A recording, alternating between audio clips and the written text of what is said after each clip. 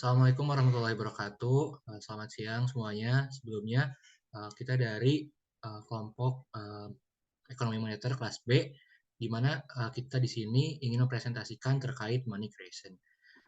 Sebelumnya perkenalkan, nama saya Hanif Farid Islam, dan di sini saya bersama teman saya, ada Hari Gunawan, kemudian ada Johannes Immanuel, kemudian ada Irfan Dipo, Pauline Ruth, dan Raden Ayu Adinda.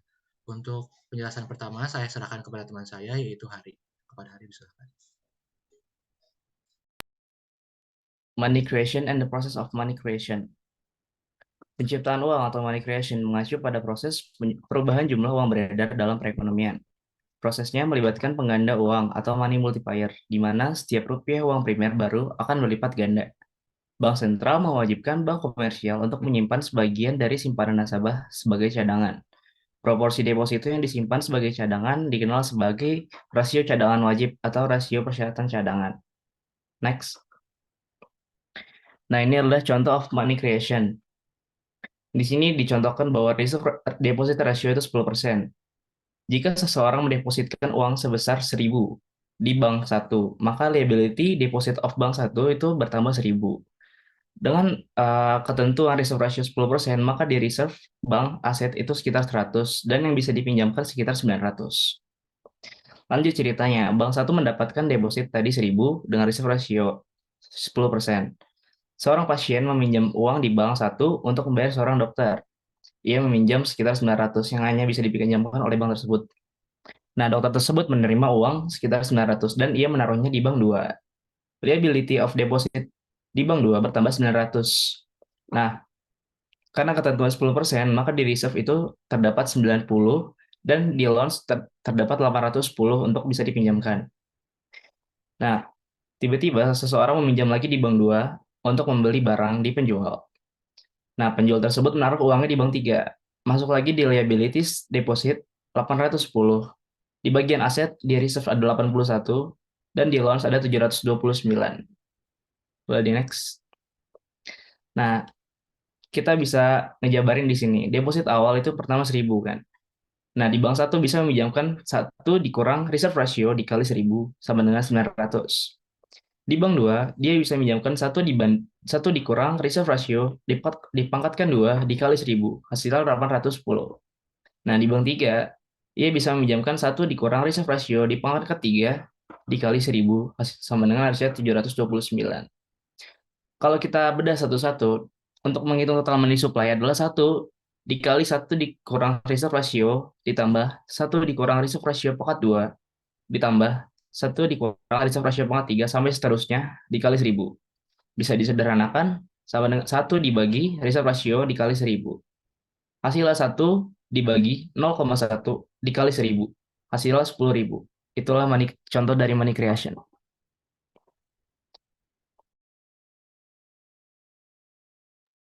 Selanjutnya ada sistem perbankan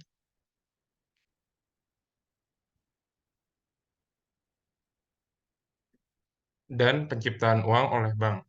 Sistem perbankan Indonesia adalah sebuah tata cara, aturan, dan pola bagaimana sebuah sektor perbankan menjalankan usahanya sesuai dengan ketentuan atau sistem yang dibuat oleh pemerintah. Indonesia sendiri menetapkan sistem perekonomiannya sebagai sistem ekonomi yang demokrasi sesuai dengan landasan negara, yaitu Pancasila.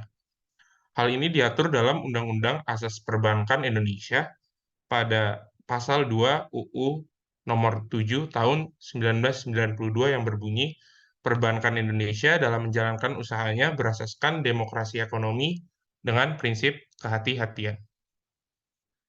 Selanjutnya, berdasarkan pengelompokan peranannya, secara umum dibagi menjadi 3 pelaku utama, yaitu otoritas moneter atau bank sentral, bank umum, dan masyarakat atau sektor swasta domestik. Secara sederhananya dapat diuraikan, otoritas moneter menciptakan uang kartal, sementara bank umum menciptakan uang giral dan uang kuasi. Sedangkan masyarakat akan menggunakan uang tersebut oleh otoritas moneter dan bank umum tersebut untuk melaksanakan kegiatan ekonomi.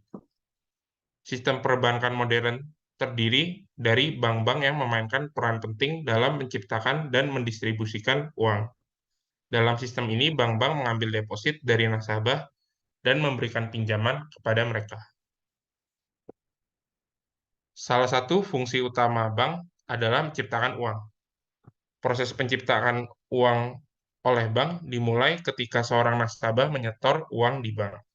Bank kemudian mempertahankan sebagian dari setoran sebagai cadangan dan menggunakan sisanya untuk memberikan pinjaman kepada nasabah lain atau untuk melakukan investasi lainnya. Seperti yang tadi sudah dijelaskan pada penciptaan uang atau money multiplier. Penciptaan uang oleh bank tergantung pada kebijakan cadangan yang diberlakukan oleh bank sentral.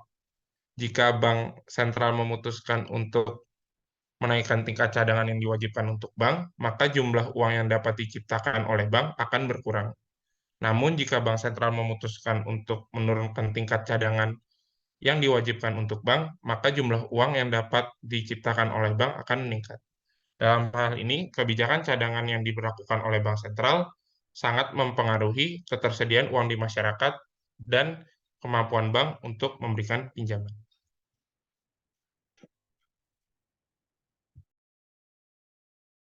Oke, selanjutnya saya akan menjelaskan terkait pengaruh kebijakan moneter terhadap penciptaan uang.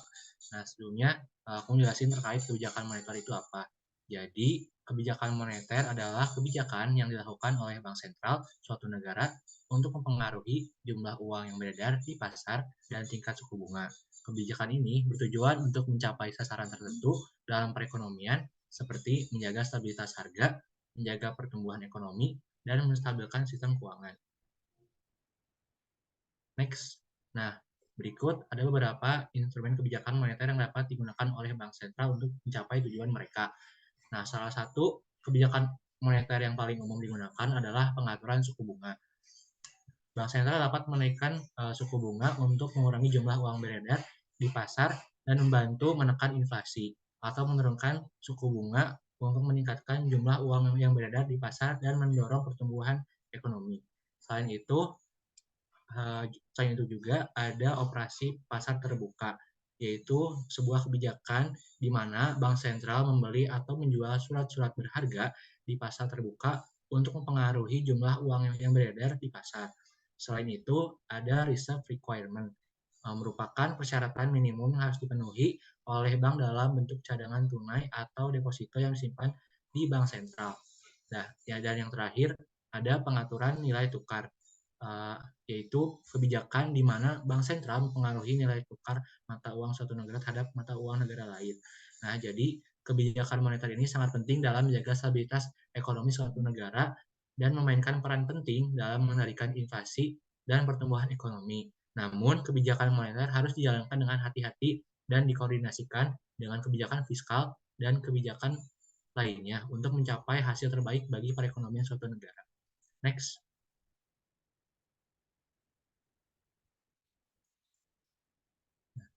Nah, berikut hubungan kebijakan moneter dan penciptaan uang.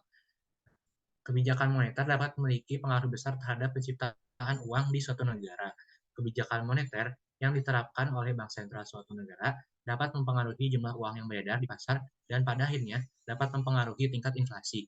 Salah satu cara bank sentral dapat mempengaruhi jumlah uang yang beredar di pasar adalah melalui pengendalian suku bunga. Jika bank sentral menaikkan suku bunga, maka biaya pinjaman akan meningkat, sehingga orang akan lebih sedikit meminjam uang dari bank. Hal ini akan mengurangi jumlah uang yang beredar di pasar dan dapat membantu menekan inflasi. Sebaliknya, jika bank sentral menurunkan suku bunga, biaya pinjaman akan menjadi lebih murah, sehingga orang akan lebih banyak meminjam uang dari bank. Hal ini akan meningkatkan jumlah uang yang beredar di pasar dan dapat memicu inflasi. Selain itu, bank sentral juga dapat menggunakan instrumen kebijakan moneter lainnya, seperti operasi pasar terbuka atau reserve requirement untuk mempengaruhi jumlah uang yang beredar di pasar seperti yang sudah dijelaskan tadi. Namun, meskipun kebijakan moneter dapat mempengaruhi penciptaan uang di suatu negara, hal ini tidak selalu efektif. Beberapa faktor ekonomi seperti perkembangan teknologi dan globalisasi dapat mempengaruhi cara uang dibuat dan beredar di pasar. Selain itu, faktor sosial dan politik juga dapat mempengaruhi kebijakan moneter dan penciptaan uang di suatu negara. Oleh karena itu, kebijakan moneter harus dijalankan dengan hati-hati dan harus dilihat sebagai sebagian besar dari suatu sistem ekonomi yang lebih besar. Next.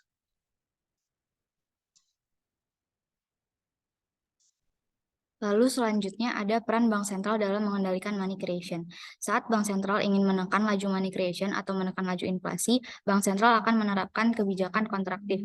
Yang pertama ada open market operation. Bank sentral akan menjual bonds atau surat obligasi yang dimana hal ini dilakukan saat ingin menekan laju perputaran pembuatan uang baru. Dengan begitu, saat masyarakat membeli surat obligasi, otomatis uang yang mereka beri akan dipegang oleh bank sentral. Hal ini akan membuat jumlah uang beredar akan menurun dan dapat menekan laju inflasi. Lalu kebijakan yang kedua adalah bank sentral dapat meningkatkan tingkat suku bunga dengan tujuan mengurangi jumlah uang beredar di masyarakat. Pada saat tingkat suku bunga dinaikkan, maka hal ini dapat memperlambat pertumbuhan kredit dan mendorong masyarakat untuk menaruh saving di bank. Dengan demikian, bank sentral dapat mengurangi jumlah uang yang beredar di masyarakat. Lalu selanjutnya, bank sentral dapat menerapkan cadangan wajib minimum. Ketika bank sentral meningkatkan cadangan wajib minimum, maka hal ini akan mengurangi jumlah peredaran uang karena bank membatasi pinjaman uang kepada nasabah sehingga kemampuan bank dalam memberikan kredit atau pinjaman pun berkurang. Lalu tingkat peredaran uang akan menurun. Lalu saat bank sentral ingin memicu new money creation atau memicu inflasi, bank sentral akan menerapkan 3 kebijakan ekspansif. Yang pertama, bank sentral akan membeli bonds atau surat obligasi yang diterbitkan oleh pemerintah. Saat bank sentral membeli surat obligasi ini, saat cek bank diubah dalam ke bentuk uang, akan ada new money creation yang menyebabkan perputaran uang baru. Hal ini akan membuat monetary base bank sentral meningkat, karena monetary base sama dengan penjumlahan antara circulation dan reserve. Pada intinya, setiap aset yang dibeli oleh bank sentral akan meningkatkan monetary base. Lalu kebijakan yang kedua adalah bank sentral juga dapat menurunkan tingkat suku bunga yang akan menyebabkan jumlah uang beredar meningkat. Hal ini disebabkan karena saat suku bunga diturunkan, hal ini memicu pertumbuhan kredit dan mendorong masyarakat untuk meminjam uang dengan suku bunga yang lebih rendah. Hal ini dapat menambah jumlah uang beredar di masyarakat. Lalu kebijakan yang ketiga adalah bank dapat menurunkan cadangan wajib minimum. Saat cadangan wajib minimum diturunkan, ini akan meningkatkan new money creation karena bank umum memiliki kemampuan lebih dalam memberikan kredit atau pinjaman kepada masyarakat. Next. Selanjutnya ada reserves, deposit multiplier, dan penciptaan uang yang saling terikat atau terkait dalam sistem perbankan. Reserves adalah jumlah uang yang harus dimiliki oleh bank sebagai persyaratan minimum yang ditetapkan oleh bank sentral suatu negara. Cadangan ini harus dicukupi agar bank dapat memenuhi kewajibannya terhadap nasabah dan juga untuk memenuhi kebijakan moneter bank sentral. Sedangkan untuk deposit multiplier atau pengganda deposito merujuk pada konsep bahwa bank dapat menciptakan uang baru dalam sistem perbankan. Jumlah uang baru yang dapat diciptakan oleh bank bergantung pada jumlah cadangan yang dimilikinya. Semakin besar cadangan yang dimiliki oleh bank, semakin besar pula kemampuan bank untuk menciptakan uang baru. Katakanlah bank sentral menetapkan rasio persyaratan cadangan 5%. Nah, karena ekonomi lesu, bank sentral melakukan operasi pasar terbuka dengan membeli sekuritas pemerintah. Tujuannya adalah untuk meningkatkan jumlah uang beredar yang dapat merangsang pertumbuhan ekonomi. Next slide. Nah, ini ada contoh kasus. Misalnya, bank sentral membeli surat berharga pemerintah sebesar Rp100 dari bank. Nah, uang mengalir ke bank. Setelah menyisihkan Rp5 sebagai cadangan yang didapat dari perhitungan Rp100 dikali 5%, bank meminjamkan sisanya, yaitu sebesar Rp95 kepada seorang debitur. Debitur menggunakan uang itu, misalnya untuk merekrut konsultan profesional. Dari uang yang diterima, konsultan menyetor uang sebesar Rp95 ke bank kedua. Dan bank kemudian meminjamkan Rp90,25 kepada pelanggannya dan memegang Rp4,75 atau dari perhitungan 5% kali Rp95 sebagai cadangan. Pelanggan menggunakan uang itu untuk membeli barang dari penjual. Kemudian, penjual menyetor uang tunai di bank ketiga. Bank menyisihkan Rp4,51 yang didapat dari 5% dari kali Rp90,25 sebagai cadangan dan membuat pinjaman untuk sisanya, yaitu sebesar Rp85,74. Siklus akan berlanjut dan uang beredar berkali-kali dalam perekonomian dengan jumlah yang semakin menipis. Pada akhirnya, jumlah total uang dalam perekonomian akan meningkat beberapa kali, yaitu sebanyak 20 kali. Dengan demikian, kenaikan awal dalam basis moneter dari Rp100 berlipat ganda menjadi Rp2.000. Maka dapat disimpulkan, keterkaitan antara reserves dan deposit multiplier adalah bahwa semakin besar jumlah cadangan yang dimiliki oleh bank, semakin besar pula jumlah uang yang dapat dicetak oleh bank melalui mekanisme pengganda deposito.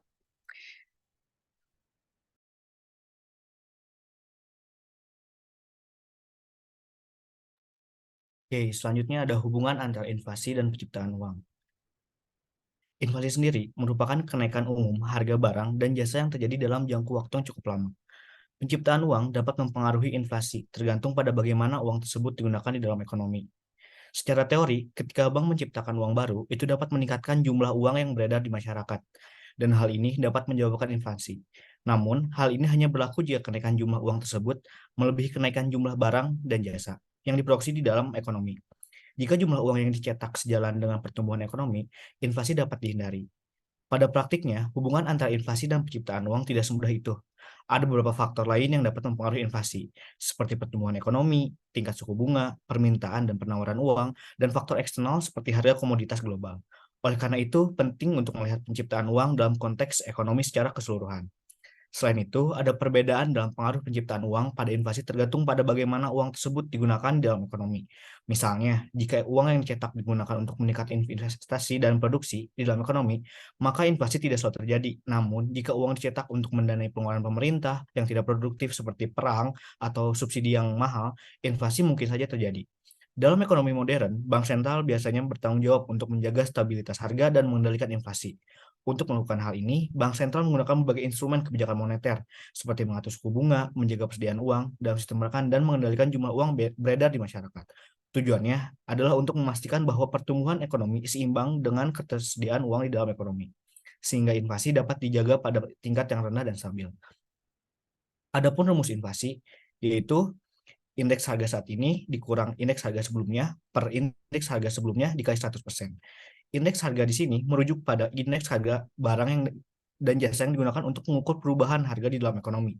Jadi, jika kita ingin melihat bagaimana penciptaan uang dalam mempengaruhi inflasi, kita dapat mengamati perubahan indeks harga dan melihat bagaimana perubahan jumlah uang beredar dapat mempengaruhinya. Misalnya, jika jumlah uang yang beredar meningkat lebih cepat dari pertumbuhan ekonomi, maka hal ini dapat menyebabkan terjadinya inflasi. Jika pada suatu waktu indeks harga naik 10%, sedangkan kenaikan jumlah uang beredar dalam ekonomi naik 15%, maka hal ini dapat menunjukkan bahwa penciptaan uang telah berkontribusi terhadap inflasi. Di sisi lain, jika jumlah uang yang beredar meningkat sejalan dengan pertumbuhan ekonomi, maka ini dapat menghasilkan inflasi yang lebih rendah atau bahkan tidak ada inflasi sama sekali. Adapun di sini saya akan menjelaskan tentang teori kuantitas uang. Teori kuantitas uang menurut Irving Fisher adalah sebuah teori ekonomi yang menjelaskan hubungan antara jumlah uang yang beredar di masyarakat dan tingkat inflasi. Menurut teori ini, ada hubungan langsung antara jumlah uang yang beredar dan tingkat harga barang dan jasa di dalam ekonomi. Dalam istilah matematika, teori ini dapat dirumuskan sebagai berikut. MV sama dengan PT, di mana M adalah jumlah uang beredar, V adalah kecepatan perputaran uang, atau berapa kali uang digunakan dalam satu periode waktu, P adalah tingkat harga barang dan jasa dalam ekonomi, dan T adalah jumlah uang barang dan jasa yang diproduksi dalam periode waktu tersebut. Menurut teori ini, jika jumlah uang yang beredar meningkat sementara tingkat produksi barang dan jasa tetap, maka harga barang dan jasa akan naik. Sebaliknya, jika jumlah uang yang beredar menurun sementara tingkat produksi tetap, maka harga barang dan jasa akan turun. Oleh karena itu, Fisher menyimpulkan bahwa inflasi adalah akibat dari peningkatan jumlah uang yang beredar. Namun, teori kuantitas uang Fisher juga mengakui bahwa hubungan antara jumlah uang dan inflasi tidak semata-mata disebabkan oleh perubahan jumlah uang. Faktor lain seperti kecepatan perputaran uang, jumlah barang dan jasa yang diproduksi, dan permintaan uang juga mempengaruhi inflasi. Dalam prakteknya, kebijakan moneter biasanya menggunakan teori kuantitas uang untuk mengendalikan inflasi dengan mengatur jumlah uang yang beredar di dalam ekonomi. Bank sentral dapat mengurangi jumlah uang yang beredar dengan menaikkan suku bunga atau dengan menjual surat berharga untuk menyerap likuiditas di pasar seperti yang sudah dijelaskan tadi dalam peran bank sentral dalam mengendalikan money creation. Mungkin segitu saja dari saya, jadi saya kembalikan kepada Fahril. Baik, terima kasih Ivo. Mungkin sekian presentasi terkait money creation dari kelompok kami. Semoga apa yang sudah kita sampaikan bisa bermanfaat buat kalian semua. Wassalamualaikum warahmatullahi wabarakatuh. Terima kasih.